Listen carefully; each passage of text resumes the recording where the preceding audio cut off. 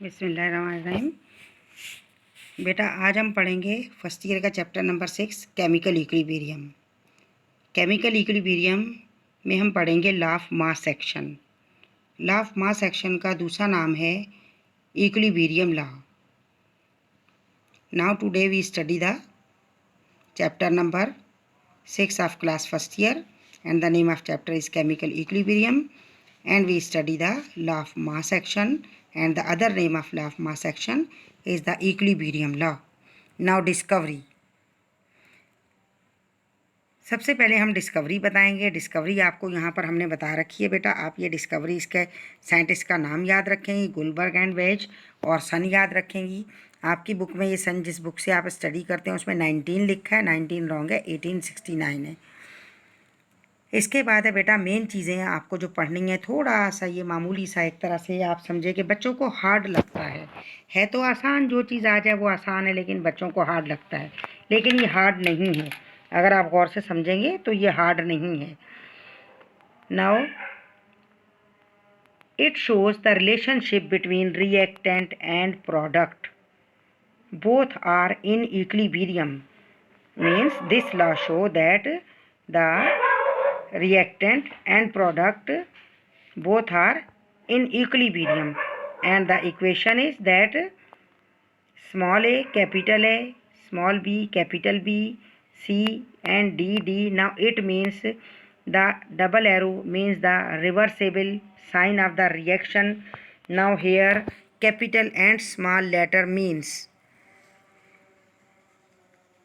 capital letter A, B, C, D represent the chemical species, and the small a, b, c and d represent the coefficient. अब बेटा coefficient किसे कहा जाता है? Coefficient कहा जाता है, जैसे हम इक्वेशन बैलेंस करते हैं तो उसको बैलेंस करने में फ्रंट पर जो नंबर आता है, डिजिट आता है, जो काउंटिंग होती है, जो इंटीजर होता है, वो कोफिशेंट होता है। तो यहाँ पर आप देखें जो स्मॉल ए बी सी है, स्मॉल लेटर्स हैं, वो शुरू में लगे हुए हैं, और इक्वेशन बैलेंस में भी वो शुरू में पहले इस्तेमाल होते हैं, इसलिए मैथमेटिक्स के तहत उसको कोफिशेंट कहा जाता है। तो ये कोफिशेंट इन्हें कहा जाता है।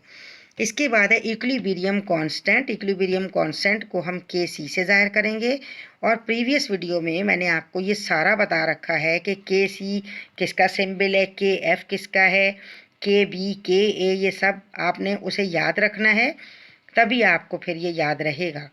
अभी आप ये देखिए बेटा, इसमें इक्वेशन में आपने इस बात का ख्याल रखना है कि आप जब किसी भी इक्वेशन की ये बनाएंगी, कोई भी आपके पास जब इक्वेशन होगी, केमिकल इक्वेशन, जैसा कि ये हमने केमिकल इक्वेशंस आपको बता रखी हैं, तो केमिकल इक्वेशन से आप जब ये फार्मूला अप्लाई करेंगे तो फार्मूले में आपने जो इक्वेशन का कोफिशेंट है, यानी कि बैलेंस किया हुआ नंबर है, इक्वेशन के सामने वाला नंबर है, मोल नंबर जिसे कहते हैं, वो इसकी पावर बन जाएगा। कोफिशेंट जो है पावर बन जाएगा और ऊपर लगाया जाएगा।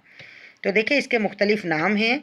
मीन्स ये क्योंकि इसमें आपके उसमें नहीं आ रहा, कोई रिटर्न में नहीं आ रहा, ये बातें आपको जहन में रखनी है, इसलिए आपकी अपनी लैंग्वेज में हो तो बेहतर है, आप इजीली समझ लेंगी ना। इक्विलिब्रियम कांस्टेंट इज इक्वल के सी एंड द, अब आप देखिए ऊपर क्या लिखा है हमारे पास, ऊपर क्या है, हमें ये बात याद रखनी है, हमेशा प्रोडक्ट ऊपर होगी और रिएक्टेंट्स नीचे होगा। प्रोडक्ट ऊपर होगी और रिएक्टेंट्स नीचे होंगे। मीन्स क्या है, कौन सा रिएक्शन होगा, कांस्टेंट फॉर फॉरवर्ड ऊपर होगा एंड कांस्टेंट फॉर रिवर्स नीचे होगा, जिसे कि के एफ और के आर से जाहिर किया गया है।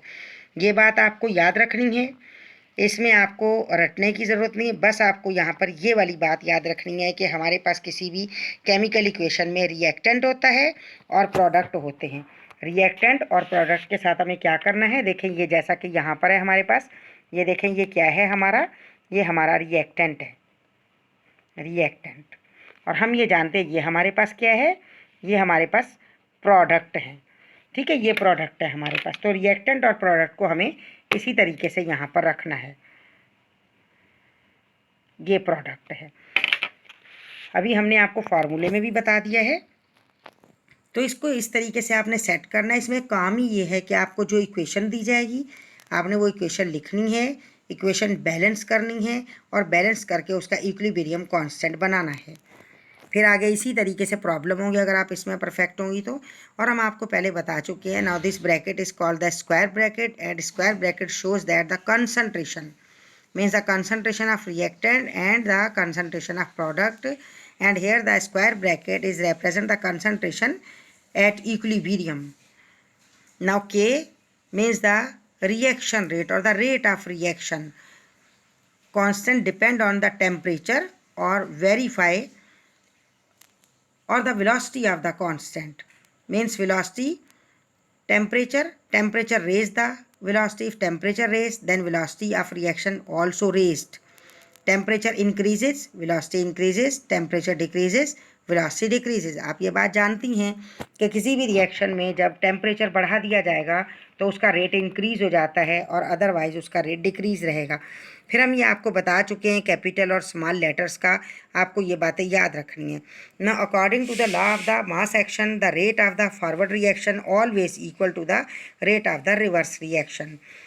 इसमें बेटा रिवर्सेबल और फॉरवर्ड दोनों हमेशा बराबर होंगे, बराबर ही चलेंगे, तभी वो इक्विलिब्रियम में होगा। इक्विलिब्रियम का मायना ये होता है कि मतवाजन यानी तवाज़न रहेगा, दोनों तरफ से एक जैसा काम चलेगा। इसके बाद क्या है, ये इसकी डेफिनेशन है। डेफिनेशन थोड़ी सी बड़ी है लेकिन डेफिनेशन हमने 2 डेफिनेशन आपको बताई हैं, आप कोई भी याद कर सकते हैं या दोनों याद करें, आपकी मर्ज़ी है। At the given temperature the rate of the chemical reaction is directly proportional to the product, means if the temperature increases then the product also increases. If the temperature decreases, then the product and reactant also decreases. Means product and reactant both are increases or both are decreases with respect of the temperature. Temperature increase, then they both are increase, or temperature decrease, then they are decreases. Now concentration of the reactant, product of the molar concentration of reactant. Now the rate at which a substance reacts, इतनी बात पहले याद कर लें।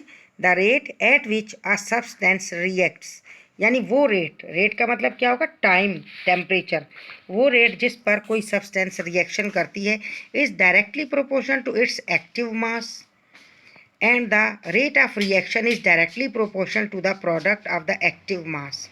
Means reactant का active mass और product का active mass दोनों क्या हैं, डायरेक्टली प्रोपोर्शनल है of the reacting substances. Reacting substance पर डिपेंड करता है वो कौन सी रिएक्टिंग सब्सटेंसेस हैं जो एक दूसरे से रिएक्ट करती हैं, उन सब्सटेंसेस पर डिपेंड करता है, उन्हीं को हमने यहाँ पर बताना है।